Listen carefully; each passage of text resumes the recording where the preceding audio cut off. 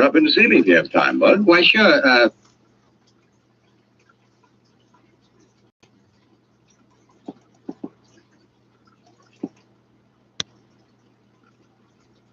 The fuck just happened?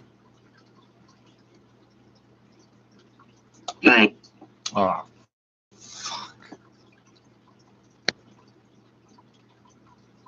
Or even to have me put him in my will. He's so proud about things like that, and I do have so much more than he ever will. Sure, I remember. How much money is it anyway? Why, you know, Bud, there's about $150,000 your grandfather left. Yeah. Then there's 4 houses on Elm Street that Aunt Carolyn left, and the income from them.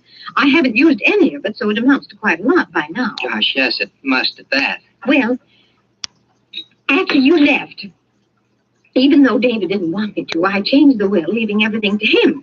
Why, sure, that sounds fine to me. But now that you're back, I think the best thing would be to just turn it all over to you now. Set up a trust fund. You could use income when you start to college, and later maybe you'll want to set yourself up in some kind of business. And I know it will please David. But, Mother, gee whiz, it's swell of you, but don't you think you should wait? Wait? For what, darling? Well, until you know me better. I mean, gosh, I wouldn't know what to do with all that money, and I might mess things up. Why, silly, the bank takes care of everything. It always is for me. Now, all you have to do is sign these papers here. I sign them, but I can't, Mother. You see my hand, the bandage. Oh, isn't that a shame? Yes, I forgot that you couldn't write. Well, it'll be all right in a couple of days, so I can take the bandage off then. Oh, somebody's whistling for you, Bud.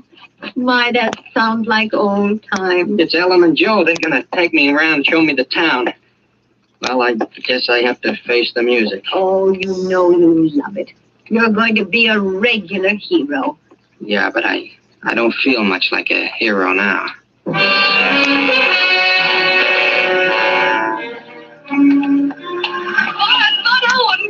Now you're in for it, Bud. Oh, Bud, you're really real, and you've grown but divine. Hey, you're choking me. Oh, I've just been telling everybody you're back. It's too sensational. It's like having a new boy in town, and do we need some? Gosh, I shouldn't think you'd have any trouble. Why, you're cuter than ever. Oh, listen to him. He's got a line. Gee, he sends me. Is that the best thing you ever called her before was buzzard egg. Well, gosh, I called her something beside that once in a while. Well, you did call her Mary Louise. Well, of course I called her that. Gee, it's swell to see you, Mary Louise. Well,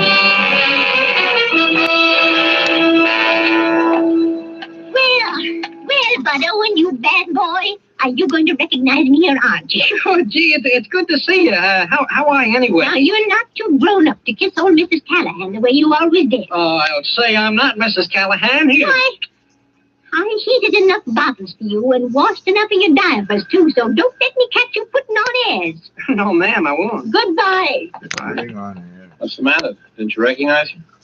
Mrs. Callahan? Oh, of course I did. Why didn't you call her what you always used to? Couldn't you see she was sore? Well, I did. Bud, you used to call her Aunt Seeley.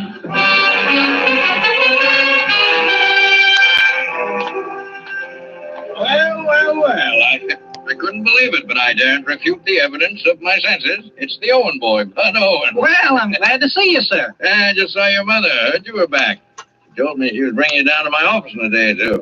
Yeah, she told me. Your mother's one in a million, young man. She thinks only of your welfare. I hope you've learned to appreciate it. Yes, sir, I have. Well, I just want to check on the news.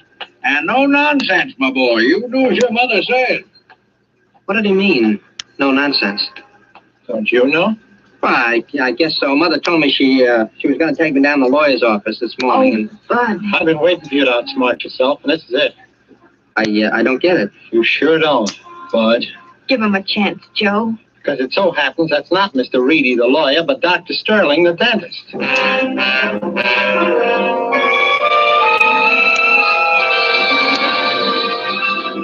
I talked fast, and Ellen took my side. And when we got Joe calmed down, I knew he was going to watch me like a hawk from then on.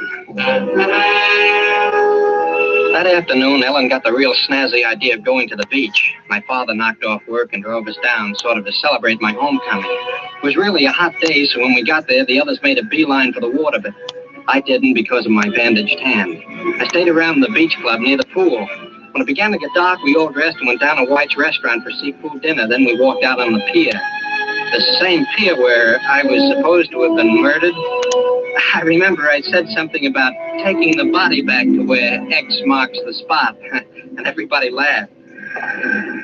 Isn't it heavenly out here? Oh, gee, this breeze is swell.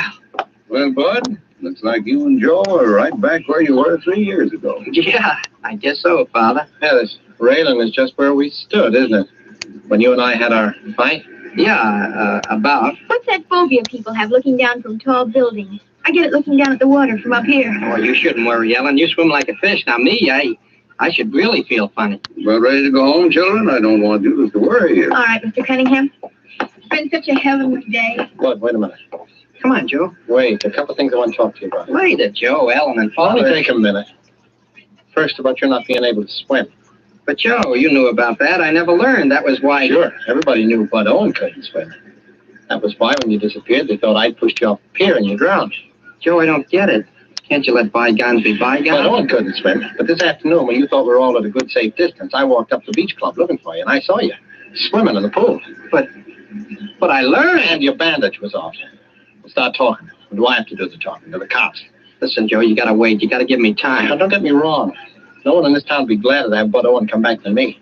After all, I've taken plenty because he disappeared. But rather than let Mrs. Cunningham be fooled... That's what I mean, Joe. You gotta give me time to square things. Just a little time. You better move fast, brother. Joe, no matter what you think, you know I haven't hurt anybody. No, not yet. And if you give me time, nobody will be hurt.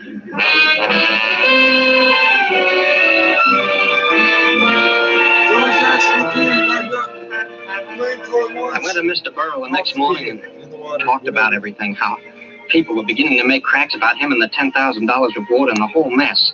I knew things were moving awfully fast, and I told Mr. Burrow he had to help me. That night when she'd finished her coffee, my mother said she was awfully tired, and my father, David, saw her upstairs to bed. I looked out the window, and I saw Mr. Burrow's car pull up to the curb in front of Ellen's house. I knew he was going to do everything he could, but by this time I was scared. Well, at bedtime, my stepfather fixed some sandwiches and we drank some milk. Then he came up to my room with me and we sat down to talk. Well, I see your mother's been changing your room around.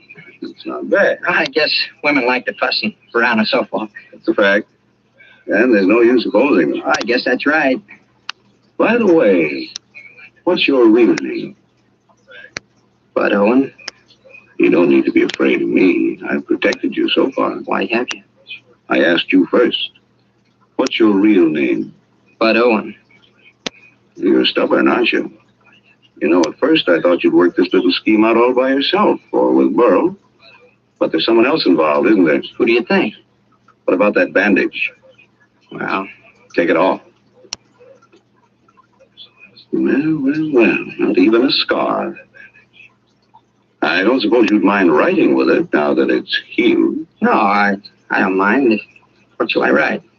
Well, suppose we take this little composition of yours on Alexander the Great. Would you copy this sentence, say, on the top of page 3? Sure. Why not?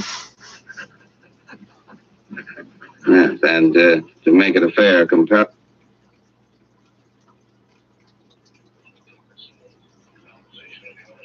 write your name, Bud Owen. Bud Owen. How many D's? Yeah. Is it E or I? O-W-E-N-N? So she taught you Bud's O handwriting, apostrophe too. W-Y-N-N? Who did? My wife. You think I didn't know what was going on? Every move she made gave her away. Why is she in such a rush to change her will? I don't know. Why? She thought she was being so smart, trying to pass you off, trying to trap me. That was one person who knew you weren't Bud. Yeah, but what makes you so sure I'm not Bud? I know. Isn't that enough? I see. I know. I see. Well, don't you think we'd better get my mother in on this? Yes. Yes, I think perhaps we'd better. She's asleep. I'll have to wake her. Mother. Mother. Hey, she's... Mother! Mother!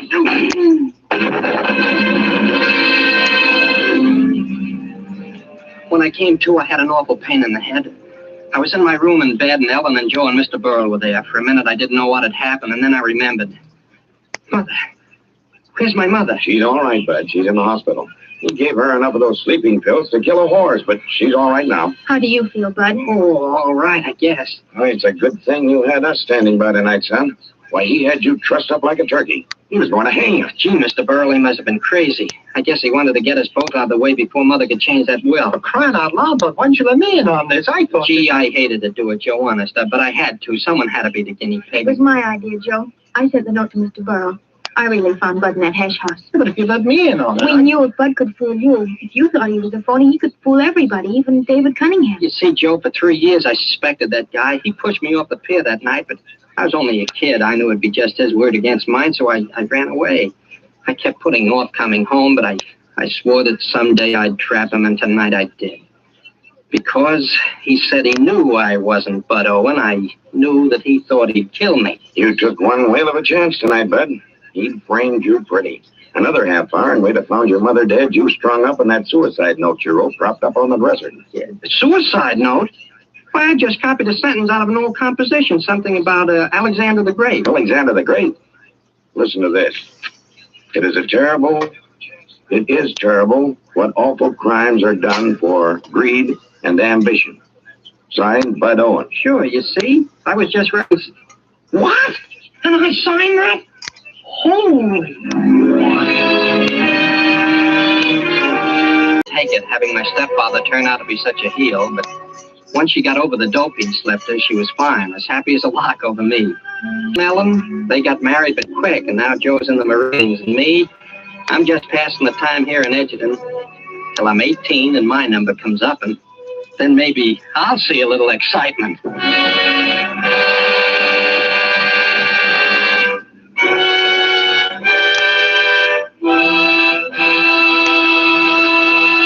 And so closes The Visitor, starring Eddie Bracken. Tonight's tale of suspense. Suspense is produced by William Spear. Before Mr. Bracken returns to the microphone, here's a definition of yourself. Connoisseur, one competent to act as a critical judge of an art or in a matter of taste. That's what Webster said. So that makes you a wine connoisseur, because certainly you are competent to act as a critical judge of a wine's taste. Matter of fact, all you have to know to be a true wine connoisseur, in the opinion of your friends and guests, is a single word, Roma, R-O-M-A. To get the proof, make your own taste test of the tangy, appetizing Roma sherry, the hearty, satisfying Roma burgundy, the heavier, sweeter Roma port, or any of the many different delicious Roma California wines. If your favorite dealer is temporarily out of the kind of Roma wine you prefer, ask for it again, please. Just be sure to say R-O-M-A, Roma wine, made in California for enjoyment throughout the world. This is Eddie Bracken, and this is one of those nights I'll certainly remember for a long time.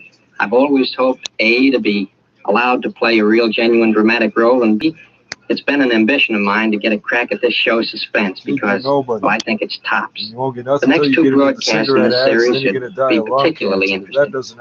I know I won't miss either of them, because Orson Welles is going to star in that very thrilling story, Donovan's Brain, which will be done in 2 parts. One part next Thursday, and part 2 the following week. And one more word, don't forget to buy some war bonds. Eddie Bracken will soon be seen in Paramount's Hail the Conquering Hero. Next Thursday, same time, you will hear Orson Welles in Suspense. Presented by Roma Wines, R-O-M-A, made in California for enjoyment throughout the world. This is CBS, the Columbia Broadcasting System.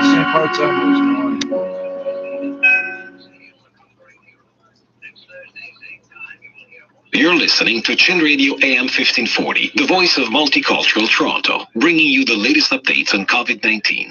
Stay informed, stay safe, and stay tuned to Chin Radio AM 1540. British Columbia, District of Columbia, all this shit. J-E-L-L. Oh, no, that's right. The Jello program starring Jack Benny with Mary Livingston and Phil Harris and his orchestra. The orchestra opens the program with Plenty of Money and You from the Gold Diggers of 1937.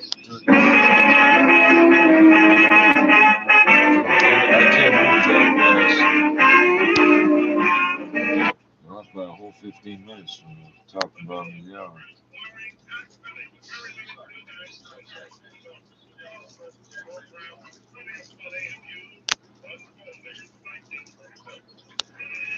The gold diggers.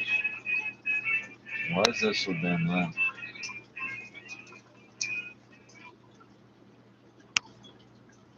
I'm getting fucking messed up. Dude, I have to. My teeth are gonna start hurting. And there, the Trippz said.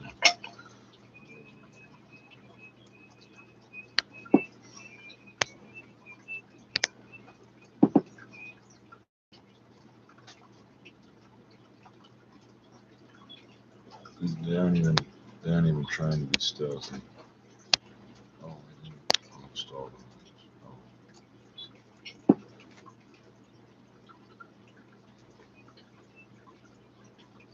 Unskilled workers for operating rooms. Yes, Montreal, do it. Unskilled workers for operating rooms. Oh, nothing's working now. Oh, yes, up and down. We know you're here.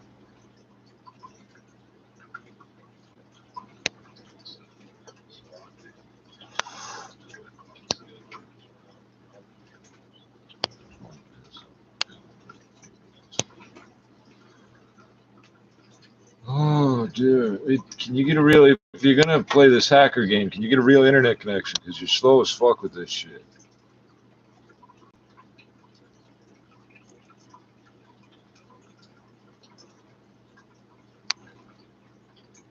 Why is this simply not responding?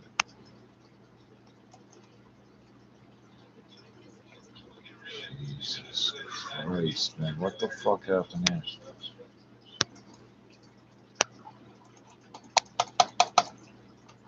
This is good. It's just refusing to respond to inputs. This is good. It allowed me to type in, but not now. This is good. This is wonderful. I'll just start over again, Stu. It takes fucking 10 minutes to clean this up and 60 seconds to restart. So I don't know why you do this. You're perpetuating more of us and less of you.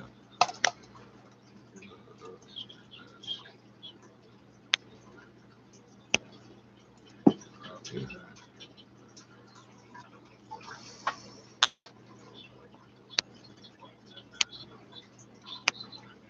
This is what happens when pedophiles don't like you, I guess.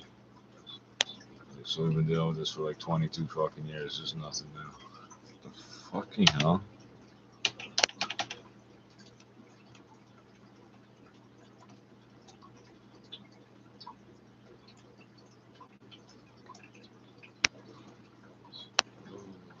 And the real question is, why in the world is a company like YouTube giving our IP address to a bunch of child molesters? That is a good question.